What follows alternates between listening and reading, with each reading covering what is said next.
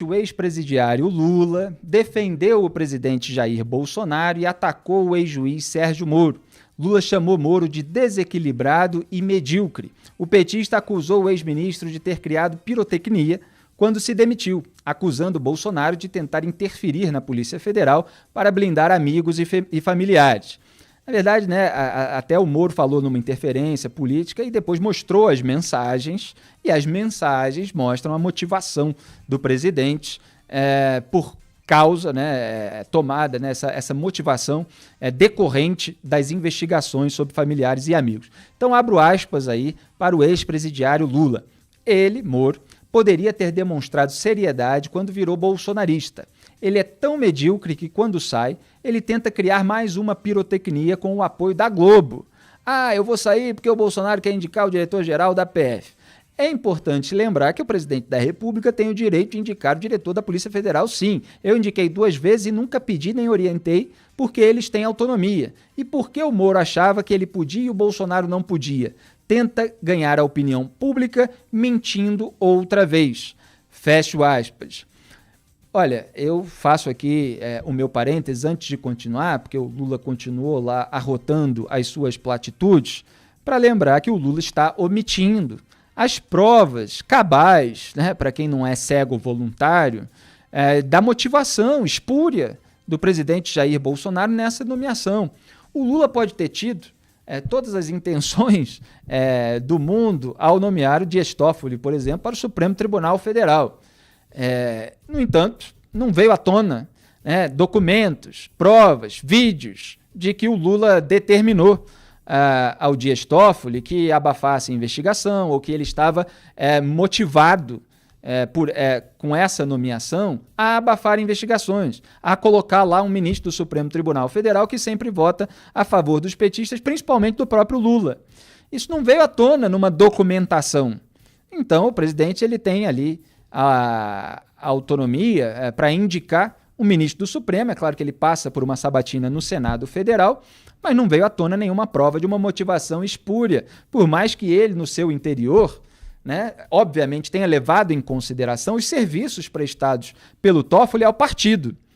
E a gente vê, claro, o Toffoli tomando suas decisões com a caneta do Supremo Tribunal Federal favoráveis aos petistas, principalmente ao Lula. Repito, no entanto, a nomeação do Jair Bolsonaro teve pelo menos 2 diferenças. A primeira é a questão política, questão de palavra, que não tem a ver com uma questão legal. É que o Bolsonaro tem entrevista dele em vídeo dizendo que ele convidou o Sérgio Moro e deu carta branca para o Sérgio Moro para nomear, inclusive, o chefe da Polícia Federal, que ele chamava de a turma do 2º escalão e tal, e também é o chefe da Polícia Federal, levando em consideração o 1º escalão como justamente os titulares dos ministérios. Então, teve esse fator, que já é suficiente para um ministro deixar um governo por o presidente não estar cumprindo seu compromisso verbal, moral, com aquele que foi escolhido. No entanto, havia outras questões, essas sim institucionais, envolvendo a Polícia Federal. O Bolsonaro havia dito que você pode ter 26 superintendentes, como se fosse o Moro que tivesse, e não chefes de superintendência indicados pela própria Polícia Federal, e eu quero só uma. O Bolsonaro escreveu numa mensagem para o Sérgio Moro. Ele estava querendo a superintendência da PF no Rio e o presidente da República não tem a autonomia para trocar o superintendente da PF no Rio.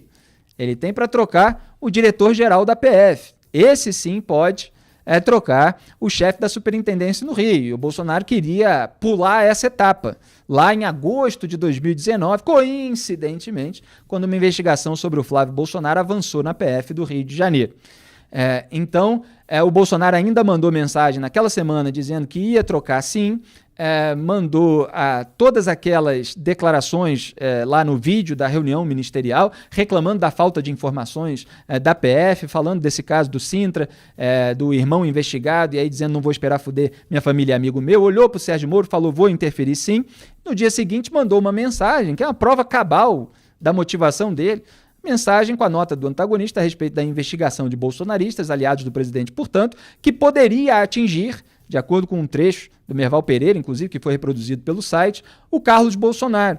E aí mandou a mensagem dizendo que era mais um motivo para a troca, quer dizer, mais um além daqueles que ele havia revelado na véspera, na reunião de 22 de abril e exonerou o diretor-geral da Polícia Federal. E quando foi, depois de toda a turbulência subsequente, com suspensão de nomeação do primeiro indicado à direção-geral da PF, quando o Rolando Souza foi efetivado no cargo, ele de fato trocou o chefe da superintendência da PF no Rio. Então o Lula resume tudo nessa síntese de propaganda política e ideológica, porque ele foi condenado pelo Sérgio Moro e ele tem a maior dor de cotovelo, tem maior rancor, tem esse ímpeto aí de revanche, de vingança, né? Tanto que ele ainda alegou que o Moro seria incapaz de conduzir a Lava Jato e condená-lo por corrupção. Abro aspas, se alguém tivesse feito um teste psicotécnico com o Moro, iriam descobrir que ele é um desequilibrado. Ficou tão envaidecido pela pirotecnia que a Globo fez com ele, tentar vender como um ser humano superior, um ser maior, que ele quebrou a cara. Fecho aspas aí para o Lula. Lembrando que ele foi denunciado mais uma vez pela Lava Jato, a gente noticiou ontem, as investigações acusam o ex-presidiário de lavagem de dinheiro por doações de 4 milhões de reais da Odebrecht para o Instituto Lula entre dezembro de 2013 e março de 2014. Segundo Antônio Palocci, a doação foi um pedido de Lula. E apesar dos ataques, Lula garantiu que não tem ódio de Moro, como é comum do líder populista, seja a esquerda, seja a direita. Ele fala uma coisa no momento mesmo em que ele está fazendo o contrário. Ele está lá destilando ódio contra o juiz que o condenou em primeira instância e aí ele diz que não tem ódio dele. Abro aspas, não tenho do Moro o ódio que ele tem de mim. Quer dizer, ele atribui, ele projeta sobre o Moro o ódio que ele tem, que é uma prática antiga, né, de acusar os outros daquilo que você faz. Como pessoa humana, quero que ele seja tratado com o respeito que eu não fui por ele. Ele que siga a vida dele. Se quiser ser candidato a presidente, tem que procurar um partido, se filiar e fazer campanha. Fecho aspas.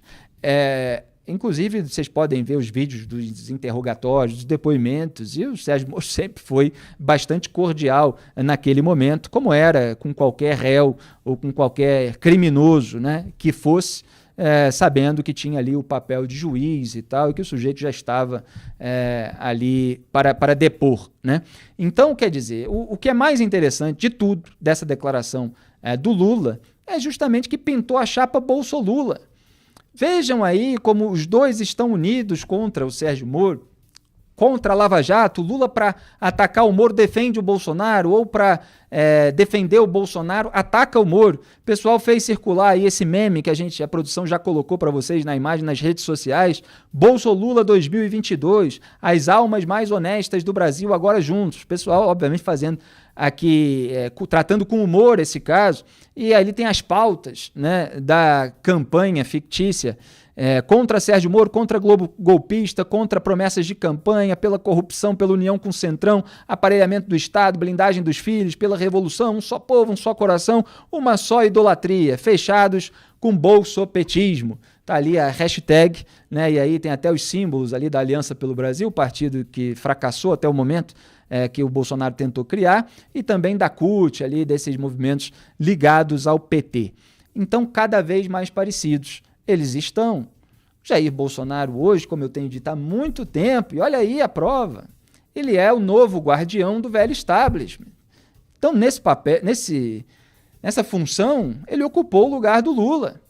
E talvez até com mais desenvoltura, com mais capacidade de ação, dada a anestesia moral de boa parte da sociedade, que obviamente está passando também agora por uma pandemia e tal, mas isso vem de antes. Obviamente agora está preocupada com a crise econômica e lutando para sobreviver, mas isso já vem de antes e a gente vem apontando desde o começo. Então, Jair Bolsonaro, ele tem uma popularidade, ele tem uma casca que talvez o Haddad, se tivesse sido eleito, e eu não sou a favor de que o Haddad fosse eleito, nem seja eleito para essa circunstância, mas a gente tem que fazer a análise. Ele teria mais dificuldade em implementar.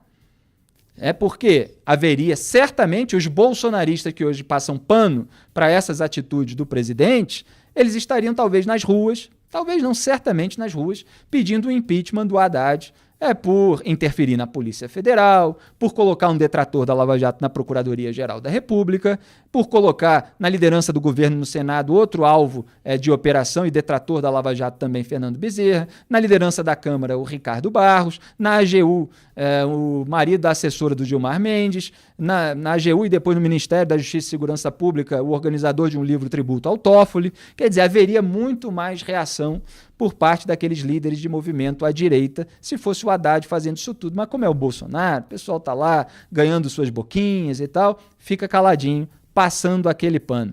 Então, vamos ver aí como é que vai ser 2022. Agora, o Sérgio Moro nem decidiu se vai ser candidato ou não, pelo menos publicamente não anunciou nada, e o Lula aparentemente já está fazendo campanha para ele, né? Ele falou aí, se quiser ser candidato a presidente, tem que procurar um partido, se filiar e fazer campanha. Só que o próprio Lula, com essa declaração, dá o mote da campanha do Sérgio Moro, ou de qualquer outro que souber entender que a questão moral, a questão de sabotagem ao combate à corrupção é um ponto sensível que une como alvo de um processo eleitoral tanto Lula quanto o Jair Bolsonaro.